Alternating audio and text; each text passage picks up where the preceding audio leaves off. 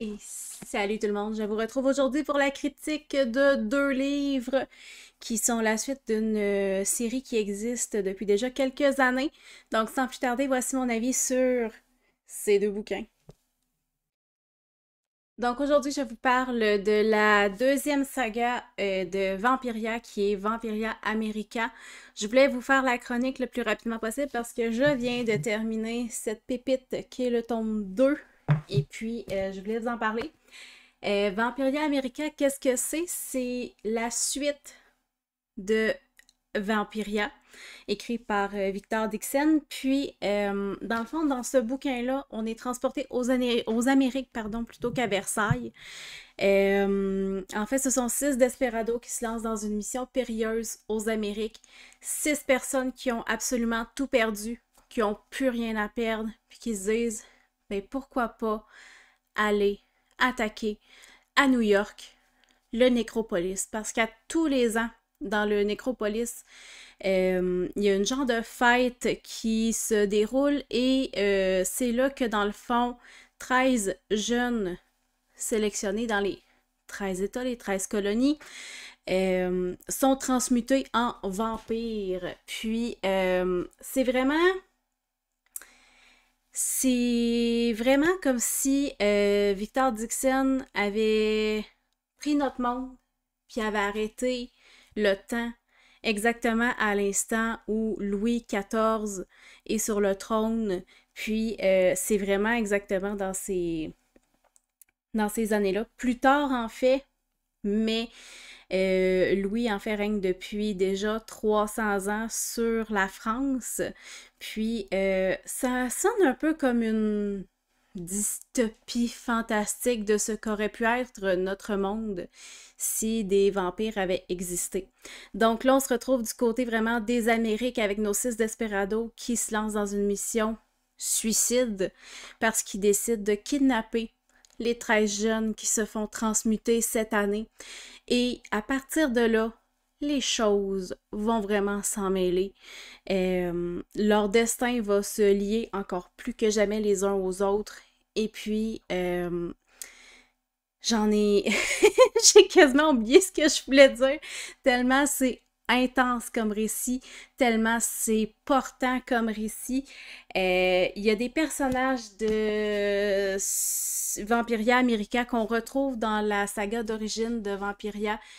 Écoutez, c'est du bonbon lire ça, je le dirai jamais assez. Je connaissais pas Victor Dixon avant de lire la saga Vampiria.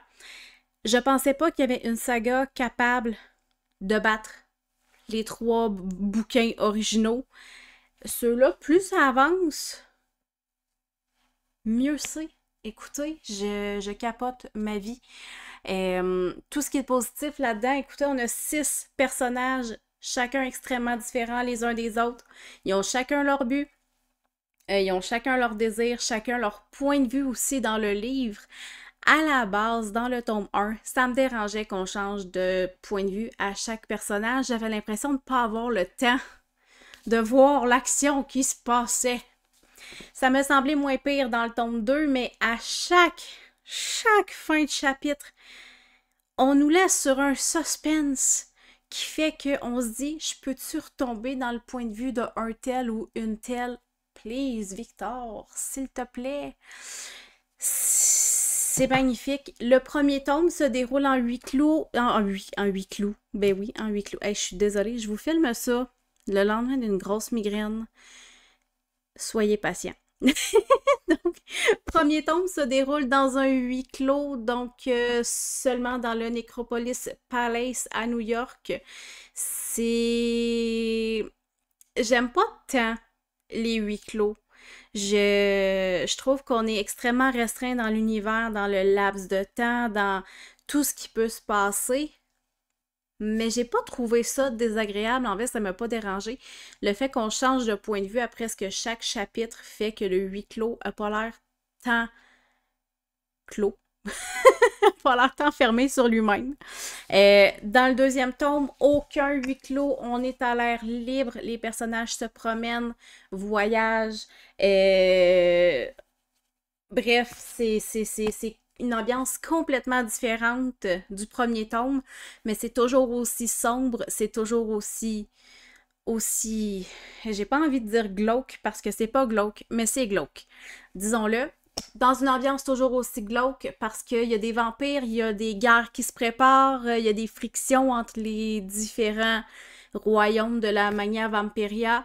Donc, écoutez, c'est du rebondissement à chaque chapitre. J'ai aimé encore plus le tome 2 que le tome 1 et je trouvais que le tome 1 était une véritable pépite. Seul truc négatif, le seul point, les conflits se résolvent parfois assez facilement. Mais en même temps, je veux dire,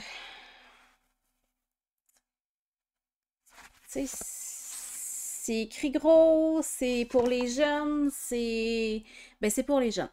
Les adultes aussi prennent plaisir à le lire, mais j'aurais quand même aimé pouvoir le lire dans mon adolescence. J'aurais été capable, ça aurait été un texte qui m'aurait rejoint. Donc, je pense que c'est une des raisons pour laquelle parfois les résolutions de problèmes se font facilement et rapidement surtout. Puis, vu qu'on change vite de point de vue à chaque chapitre, tu sais, il n'y a pas le choix d'avoir une fin, une résolution à un problème quelconque parce que sinon on passerait 20 chapitres juste dans l'œil d'un personnage, on verrait jamais les autres. Fait que c'est plus ou moins un négatif en vrai. C'est ça. J'ai pas rien d'autre à dire. Et personnellement, j'ai adoré. J'ai tellement aimé ça que je me suis procuré à peu près tous les autres livres que Victor Dixon a écrits. J'aime sa plume, j'aime sa manière de développer les personnages. J'ai vraiment, vraiment hâte de pouvoir découvrir autre chose de lui.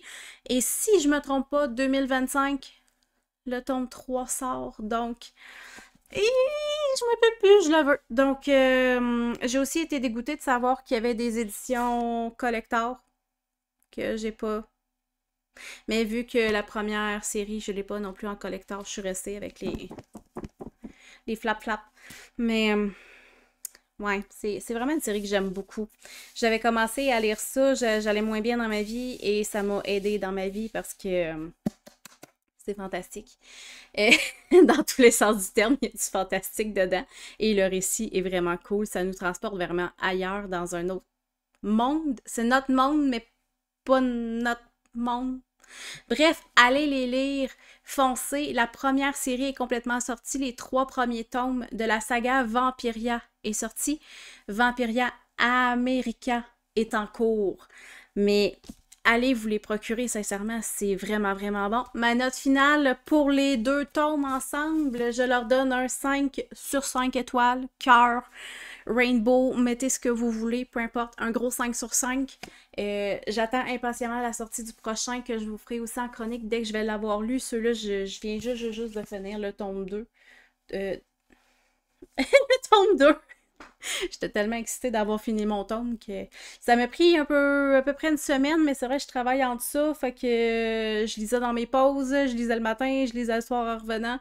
C'est quand même une bonne bricasse, là. Vous avez le nombre de pages sur le côté par là. Puis c'est ça. Donc, des vrais bijoux, sincèrement. Puis en plus, ils sont magnifiques, là. Vous avez même des dessins. Je veux pas vous... Aïe, aïe, pardon, je veux pas vous assommer. Vous avez même des dessins à l'intérieur, là. On voit pas super bien avec ma caméra, mais ça ici, c'est les premiers tomes. Allez vous les procurer. Il y a aussi des BD, il y a le jeu du tarot. Sincèrement, on voit pas super bien la caméra, là. C'est pas la meilleure caméra au monde. Mais c'est ça. Allez vraiment vous les procurer, ça vaut la peine. Un gros 5 sur 5 pour la série. 5 sur 5 aussi pour les précédentes... les précédents tomes, pardon. Foncez, allez-y, faites-vous plaisir, sincèrement, ça vaut la peine. Puis si vous voulez pas commencer une série qui n'est pas terminée, le dernier tome sort cette année. Je vous dis ça comme ça. Hey, bye bye tout le monde, merci d'avoir assisté à ma présentation!